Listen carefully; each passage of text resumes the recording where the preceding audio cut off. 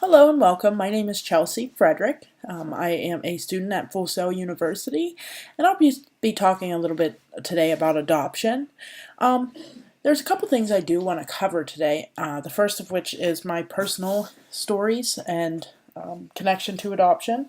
Then I'll be just going over a couple of statistics focused on adoption, the types of adoption, and then the support systems needed when adoption is in progress. So I'll just go ahead and dive right in. Personally, as you can see here, I have some of my family outlined here. I am clearly adopted. I have two sisters who are also adopted.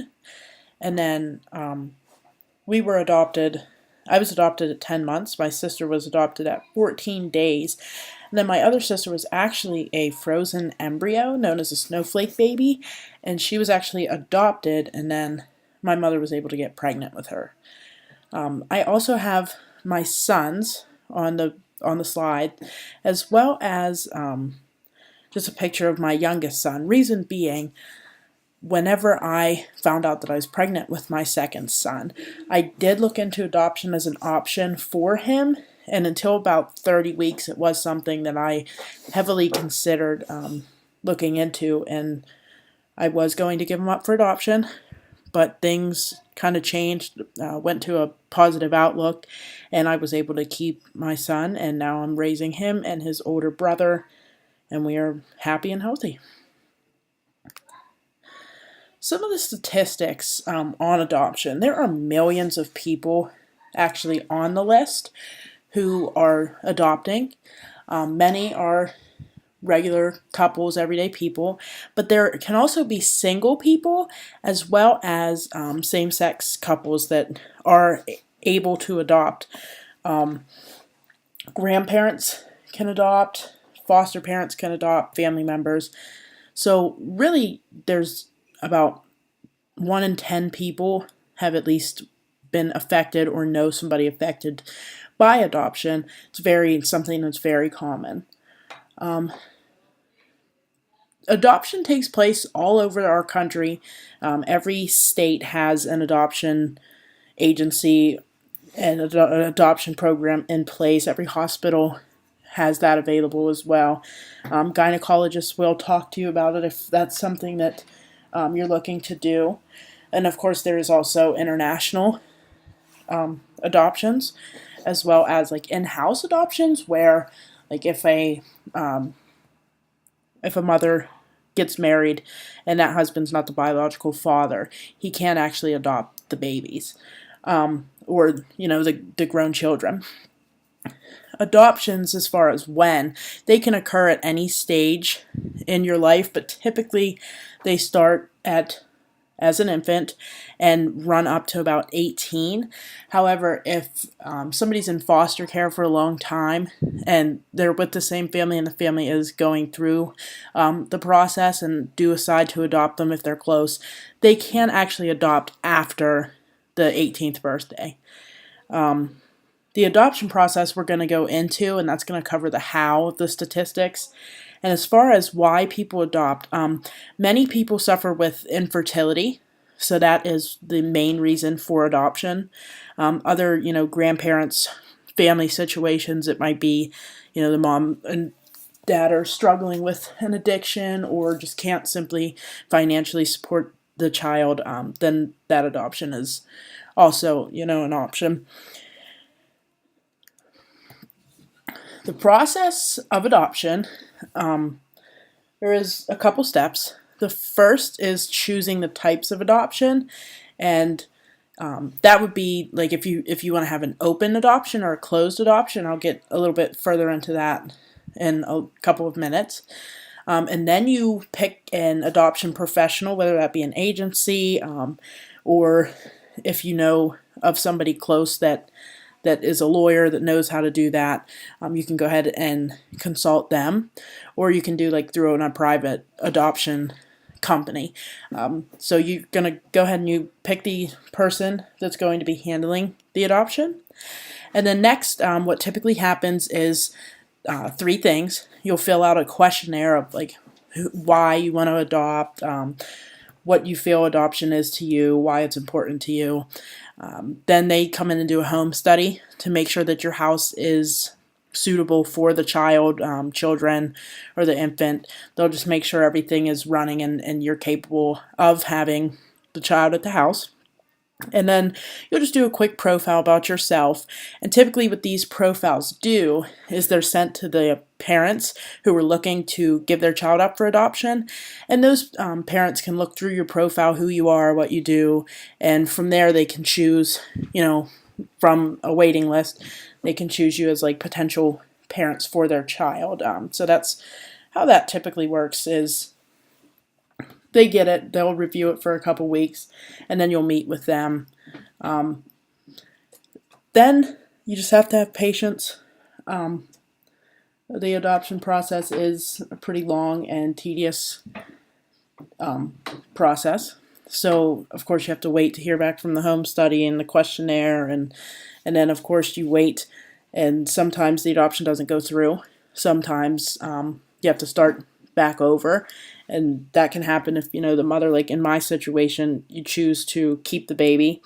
A little bit different from my situation. I didn't actually pick a family at that point, but many people, can pick a family, and then at the very end, even after like 30 days of having the baby, you can say, hey, I made a mistake. I do want to keep the baby, and that is potentially up to you.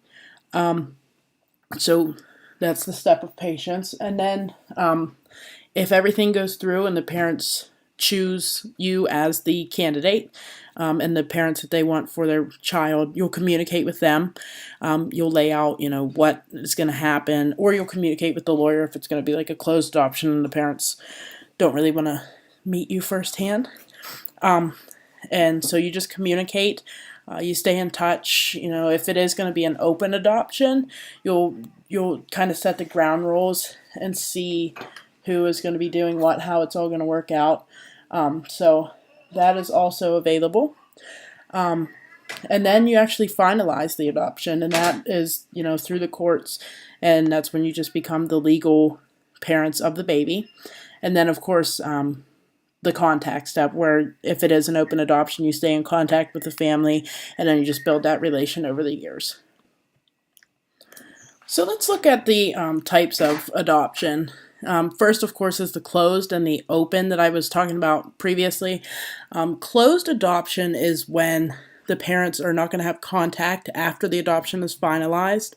You become the parents, and it is up to you, in 18 years or however long, if the courts want to open the adoption, and you can petition for that for the child and meet the biological parents if they choose to do the same. The open adoption structure is when the biological parents have a relationship with the kid. You can send pictures of the kid, videos, stay in contact, write letters, let them know how the baby's doing. Occasionally, people even come, for visits and stuff with the biological parents. There is a lot of different types of adoption. Of course, you have your regular, just in-home from the infant stage. You adopt children as babies. You have the international, where you adopt them from overseas. Foster adopt is whenever you adopt your foster children. So again, that's something that is possible if you are fostering and you feel a connection with the children you're fostering. You can adopt them. Stepchild, which we had talked about previously, where you can actually just adopt your stepchild. If you get married and the kid's not yours, you can go ahead and petition to adopt them. You can actually, the adult type of adoption is whenever you actually adopt someone over 18. Again, that's kind of that situation where the kid is older than 18. He might have been your foster kid, or of him, and then you can go ahead and adopt the adult, and you become his legal parents or her legal parents. Relative adoptions are, of course, aunts adopting nieces and nephews, cousins adopting cousins. Grandchild adoptions are a little bit different than that, because it's strictly, grandma and grandpa adopt their children's kids.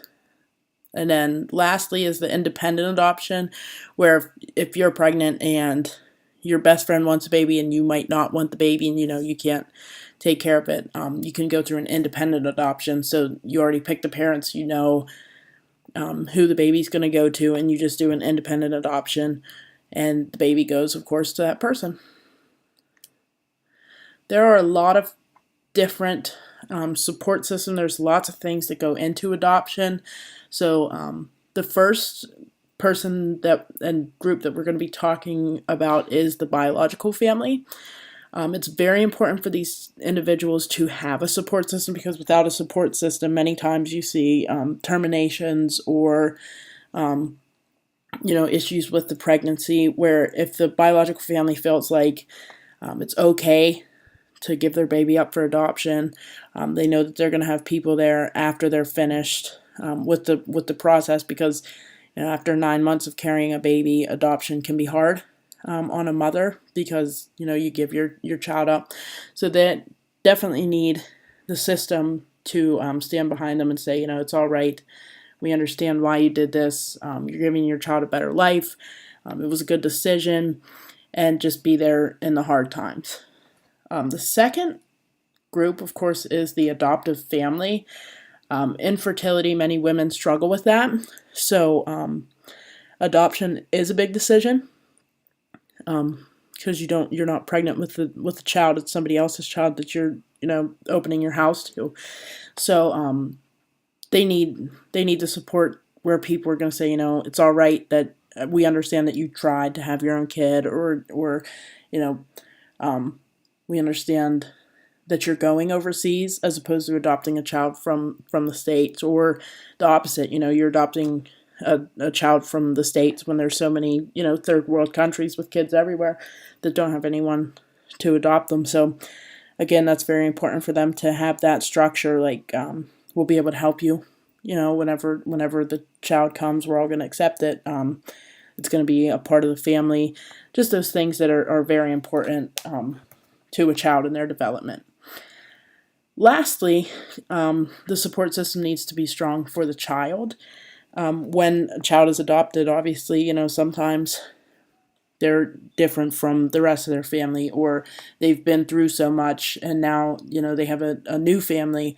So it's very important for that child to be supported and loved, and continuously, you're part of the family. This is what happened to your mom, or, and we took you in. It's a loving environment.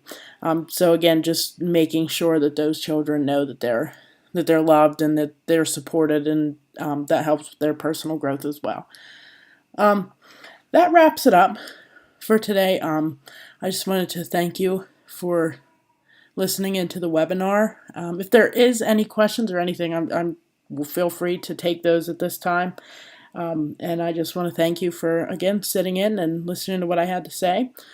And then there's many different, as you can see here for the information, there's many different places to go to learn about adoption. American Adoptions and adopt.org are two places that are great for information if you are looking to adopt. And then as far as international, again, adopt.org is a great place to learn how to go about doing that, what you'll need to do, what you'll need to bring to the table, how everything works, how those home studies and everything work. So if that is something you're interested in, that's great. And go ahead, and if you have any questions for me, I'll be able to take them now. And if not, go ahead and feel free to look at those websites. All right, and any questions?